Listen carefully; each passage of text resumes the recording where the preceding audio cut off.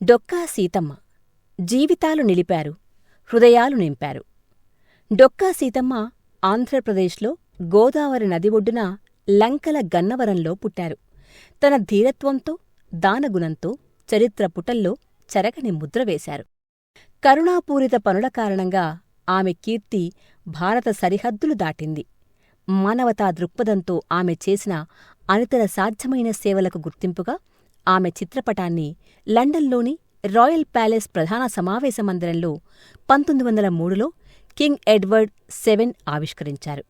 ఆనాటి సామాజిక కట్టుబాట్లు, సవాళ్లు అధిగమించి నిబద్ధతకి, కరుణకి ప్రతీకగా జీవించారు.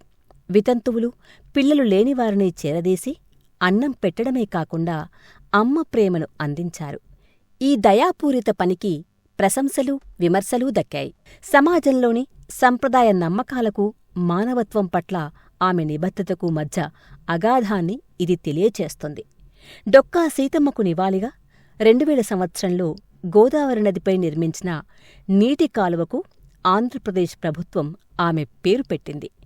ఆమె వారసత్వానికి నిలువెత్తు నిదర్శనంగా కాలువ మొదట్లో ఆమె విగ్రహం ఉంది. అనేక పుస్తకాలలో, టీవీ సిరీస్లో పొందుపరిచిన డొక్కా సీతమ్మ జీవిత కథ కొత్త తరాలకు స్ఫూర్తిని అందిస్తూనే ఉంది. ఆమె పట్టుదల, నిబద్ధత అభాగ్యుల పట్ల మమకారం మానవత్వానికి చిహ్నంగా నిలిచాయి.